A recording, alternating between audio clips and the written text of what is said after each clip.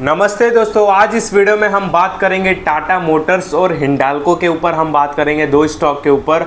और जो टाटा मोटर्स में मतलब फंसे हुए हैं, जो ऊपर के लेवल पे लिए, उनको फंसे हुए तो नहीं बोल सकते, मतलब हाई प्राइस पे ले लिए, उसके ऊपर बात करेंगे कि आखिर उनको क्या करना चाहिए। ठीक है, टाटा मोटर्स के ऊपर ये फर्स्ट बात करेंगे, फिर हिंडाल्को के ऊपर, ये दो स्टॉक के ऊपर करने वाले।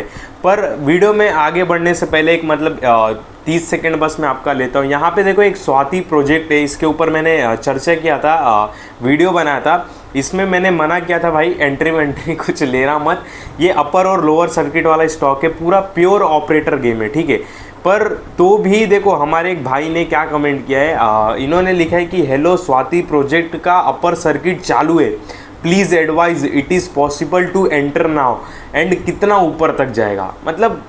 मतलब लोगों की देख रहे हो ना, मतलब इसको लालची बोलते हैं। मैंने लिखा भी है कि सब निकलना चाहते हो और तुम एंटर करना चाहते हो, कमाल है, फंस जाओगे यार। मैंने ऐसा भी कमेंट लिखा था। तो यार देखो, यहाँ पे एक हमारे भाई फंसे थे, मतलब वो अपने घर से पैसा उधार वगैरह लेके इस स्टॉक में घुसे थे, वो बेचारे फंस गए। ये ऑपरेटर का गेम है प्योर। अगर 5% सुनो, स्टॉक में अपर सर्किट क्यों लगता है? क्योंकि उनका बिजनेस चलता है, बिजनेस ग्रो होता है, नेट प्रॉफिट अच्छा होता है, कंपनी अच्छी होती है, इसके वजह से 5%, 10% और 20% का अपर सर्किट लगता है। पर इसका मार्केट कैप देखो, इसका कुछ है नहीं, मतलब फाइनेंशियली उतनी स्ट्रांग नहीं है ये कंपनी, बहुत छोटी कंपनी है। ऊपर से ये लोअर और अपर सर्किट वाला गेम है, देख रहे हो। तो इसमें अगर कंपनी इतनी अच्छी रहती, मेरे को एक आप बात बताओ, तो बहुत सारे स्मार्ट इन्वेस्टर इसमें पैसा अपना डबल कर देते। ठीक है, अपना पैसा हर दिन ये 5-10% से ग्रो कर लेते। अगर इतना ही ये अच्छा स्टॉक रहता तो प्लीज़ ऐसे स्टॉक से दूर रहिए, नहीं तो आपका पैसा फंस जाएगा। देख लो, ये जैसे ऐसा लग रहा है ना, स्वर्ग से नर्क की ओर आ रहा है सीढ़ी, ऐसा लग रहा है। ठीक है, तो ये अपर लोअर सर्किट वाला स्टॉक है, इन स्टॉक से दूर रहो। ये स्टॉक में अगर आप रहोगे ना, तो आप मार्केट से दूर हो जाओगे, मार्केट में रह के भी मार्केट से दूर हो जाओगे। क्यों? क्योंकि इसमें अगर आपने पैसा लगा दिया और फंस गए एक टाइम पर, एक बार लोअर सर्किट के चक्कर में फंस गए, तो आप इसी सर्कल में घूमते रह जाओगे और फिर स्वाति दिन भर करते रहोगे। बाकी जो अदर इससे लाख करोड़ गुना अच्छे स्टॉक है, उनको मिस कर दोगे। ठीक है, तो ये छोटे मोटे लालच के चक्कर में, अपना पैसा 5% बढ़ाने के चक्कर में भाई ऐसे स्टॉक में नहीं घुसो। और इसमें ट्रैपिंग कैसे हो रहा है मैं आपको वो भी दिखाता हूँ। आता हूँ मैं अपने टॉपिक पे भी।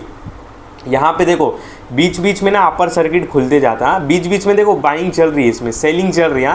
मतलब बीच बीच में लोगों को माल थमाया जा रहा है कि तुम माल लेते जाओ। हाँ, अपर सर्किट लगा दिया, पर यहाँ पे बाइंग सेलिंग चल रहा है। रीज़न क्या? वही माल चिपका रहे धीरे धीरे ये रेट पे, मतलब सबको एंट्री करवा रहे। मतलब बोलने का मतलब थोड़ा सा दरवाज़ा खोल दिया और सबको एंट्री करवा रहे, आ जाओ आ जाओ आ जाओ आ जाओ, ऐसे। ठीक है, अपर सर्किट बोलने के लिए तो लिख दिया कि दुकान बंद है, मतलब अपर सर्किट लगा दिया, बोल दिया कि स्टॉक फुल हो गया, अब कोई स्टॉक नहीं हमारे पास। पर धीरे से पीछे रास्ते से एक दरवाज़ा खोल दिया और लोगों को स्टॉक थमाते जा रहे हैं, आ जाओ आ जाओ आ जाओ। तो ये ट्रैपिंग है पूरा, ध्यान दो। ठीक है, यहाँ पे आते हैं पहला हम टाटा मोटर्स, फिर हिंडाल्को के ऊपर भी बात करेंगे। देखो, स्टॉक गिर रहा है, रीज़न क्या है? रीज़न कुछ भी नहीं है, रीज़न यही है कि मार्केट नेगेटिव चल रहा है, ऑटो स्टॉक में जो हमको करेक्शन देखने को मिला, बस यही रीज़न है। बाकी कुछ नया रीज़न नहीं है कि कोई आसमान से उतर के बोल दिया कि टाटा मोटर्स ख़राब हो गया, ये वो नहीं। देखो, अगर आप शॉर्ट टर्म ट्रेडर हो जो 10-20 दिन में स्टॉक को बेच देता है, तो फिर आपको दिक्कत होगी, आपको वॉलेटिलिटी झेलनी होगी, तब वो तो बात अलग है। मिड टर्म ट्रेडर हो तो फिर आपको टेंशन नहीं होना चाहिए, 3-4 महीने वाला मिड टर्म ट्रेडर होता है। और अगर लॉन्ग टर्म ट्रेडर हो, आप एक लॉन्ग टर्म इन्वेस्टर हो, तो फिर आपको स्टॉक का अर्निंग देख के, कंपनी का अर्निंग देख के ही इसमें सेटिस्फाइड रहना चाहिए। अर्निंग मीन्स कंपनी की फंडामेंटली कितना स्ट्रांग है, कितने कार सेल हो रहे हैं, मतलब ये सारी बातें तो ठीक ही है टाटा मोटर्स में, तो आपको डरने की बात नहीं है। इसमें ज़्यादातर कौन डर रहा है आपको पता है? लॉन्ग टर्म इन्वेस्टर डर रहे हैं, जो लॉन्ग टर्म के लिए किए। तो लॉन्ग टर्म के जब आपने किया है, तो आप स्टॉक के प्राइस के मूवमेंट से नहीं डरो। सुनो, इसमें ज़्यादातर वही डर रहा है जो लॉन्ग टर्म इन्वेस्ट किया है, जिसका नज़रिया 3-4 साल है। तो जब आप लॉन्ग टर्म इन्वेस्टमेंट की हो, तो प्राइस के मूवमेंट से नहीं डरो कि आज 2% गिर गया, आज 820 पे आ गया, आज 840 पे आ गया, 900 चला गया। नहीं, ऊपर जाए तो भी नहीं खुश हो, नीचे आए तो भी दुख नहीं हो।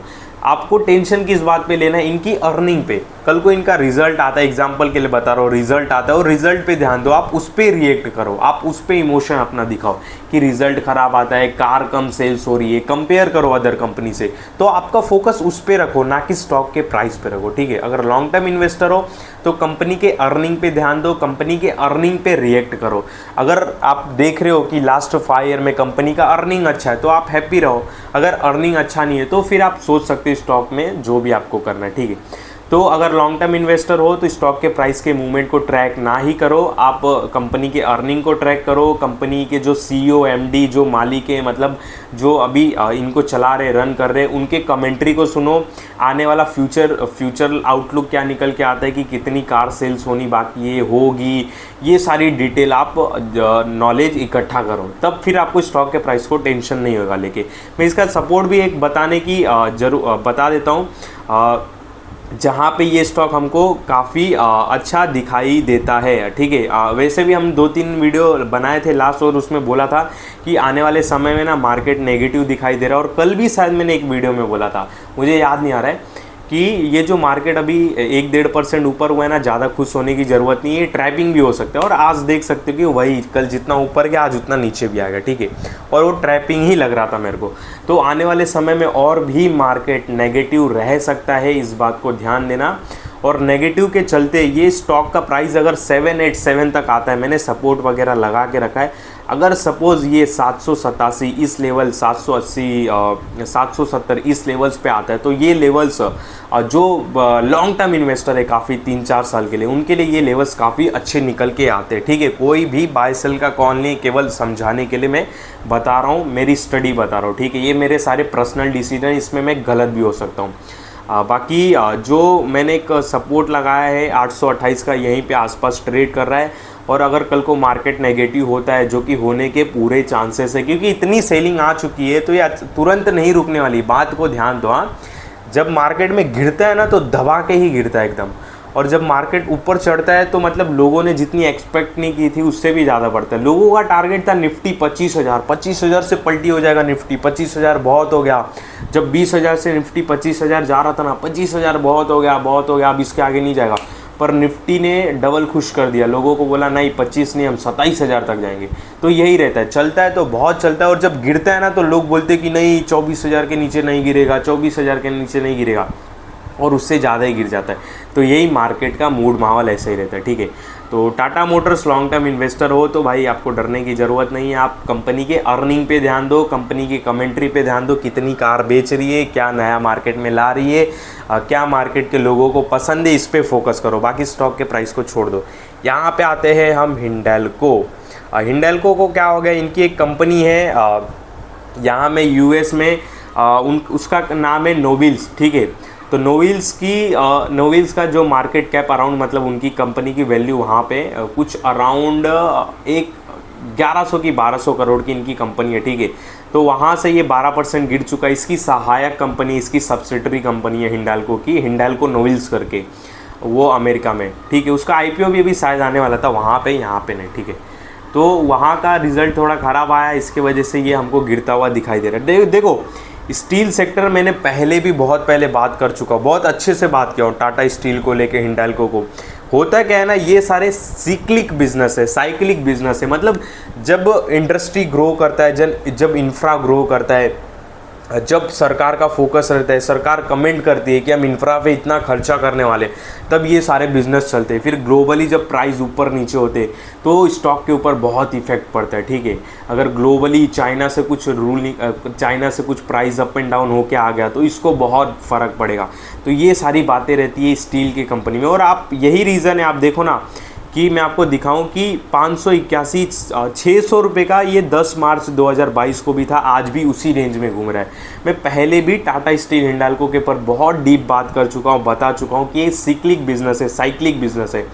मतलब जब इसका सीज़न रहता है, जब डिमांड रहती है कंट्री में, तभी ही चलता है, ठीक है।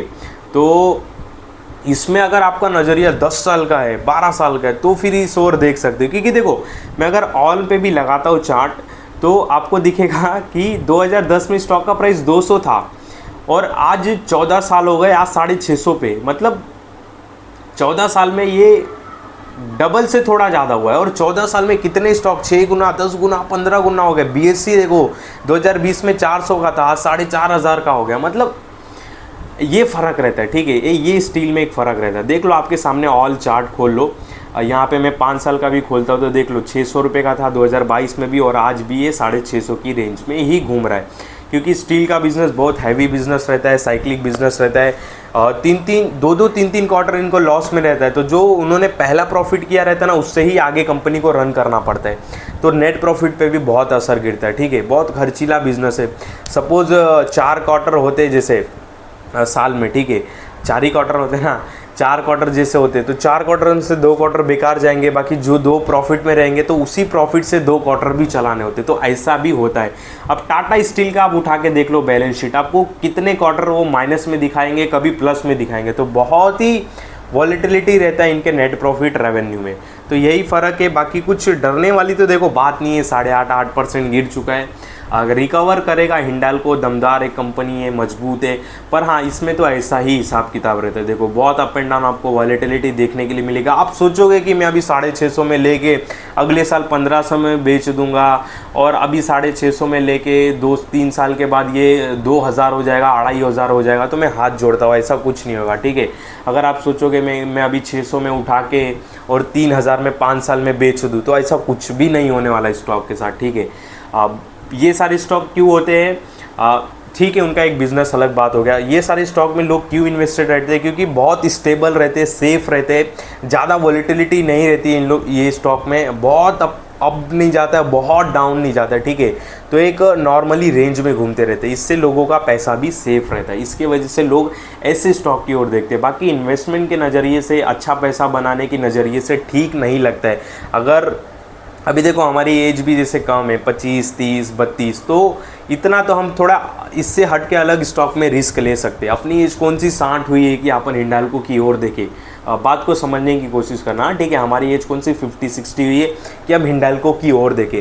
हम थोड़े रिस्क ले सकते हैं अदर सेक्टर में, अदर स्टॉक में, थोड़े स्विंग ट्रेडिंग टाइप के कुछ कर सकते हैं। स्विंग ट्रेडिंग मतलब फ्यूचर ऑप्शन नहीं, मतलब लो पे लेके हाई पे बेच दिया, ऐसे कुछ अदर स्टॉक में कर सकते। तो आप खुद ही समझदार हो।